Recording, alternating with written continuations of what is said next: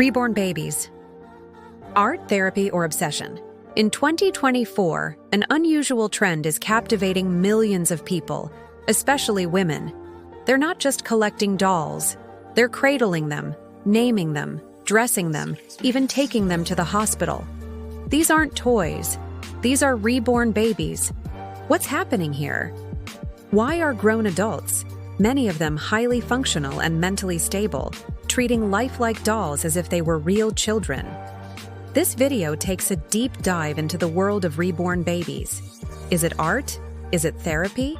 Or is it a growing obsession?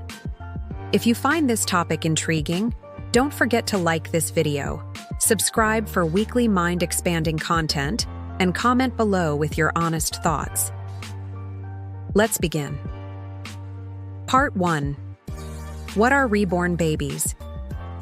Reborn babies are hyper-realistic dolls that look, feel, and sometimes even sound like real infants. They're made with meticulous care by artists who hand-paint veins, root individual hairs, and even add weight to mimic the feel of a newborn in your arms. This movement began in the early 1990s, but today, it has exploded into a global subculture.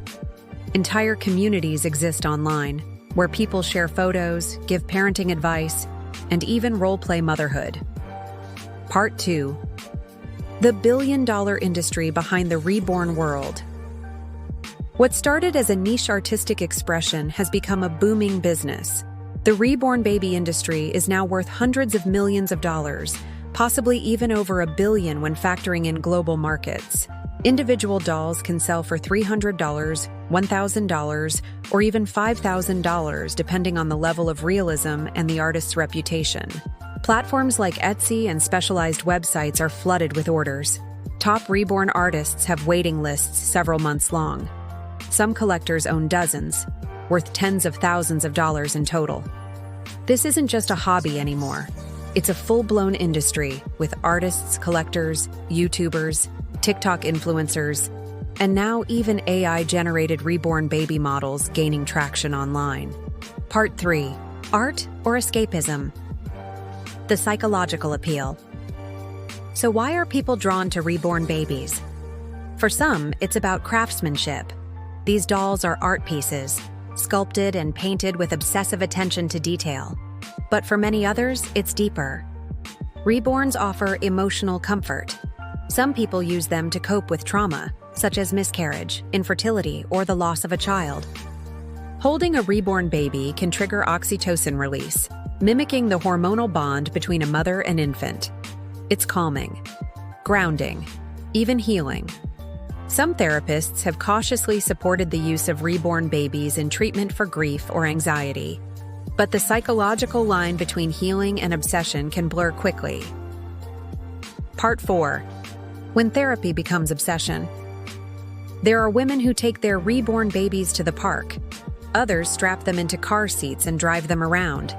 Some even bring them to hospitals, requesting medical staff to examine them, just to be sure. And while many collectors maintain a healthy relationship with their dolls, some become isolated, choosing doll care over human interaction. It raises tough questions. Is this still therapeutic? Or is it becoming a coping mechanism that replaces real relationships? Let's be honest. If someone acted this way with a stuffed animal, we'd call it eccentric. But these dolls blur the line between fantasy and reality in a way that is both fascinating and unnerving.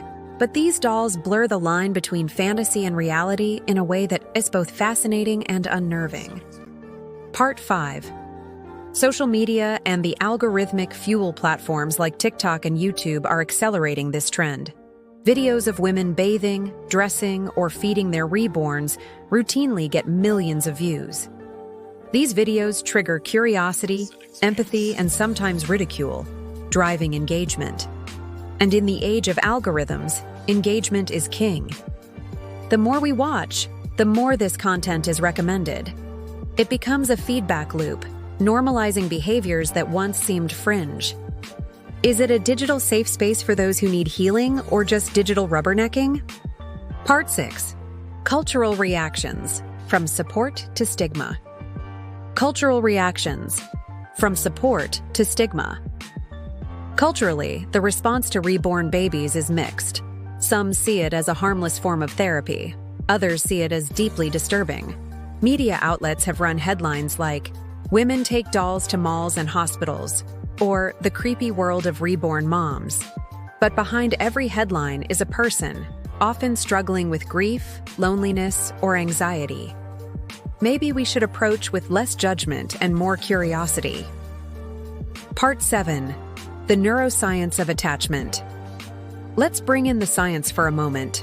Studies show that humans are hardwired for caregiving behaviors. When we hold something that resembles a baby, especially with weighted limbs, warmth, and scent, our brains release oxytocin and dopamine. It's not so different from how we bond with pets. The brain sometimes doesn't care whether it's real, only that the illusion feels real enough to trigger the response. This is the same mechanism that makes emotional support animals effective. And yes, the same one that makes people cry during Pixar movies. Reborn Babies hack that system.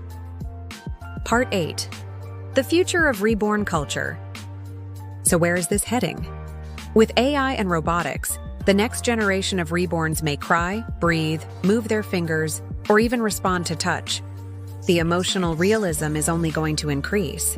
And as our society becomes more isolated, overstimulated, and digitally connected, but emotionally disconnected, it's no surprise people are turning to reborns.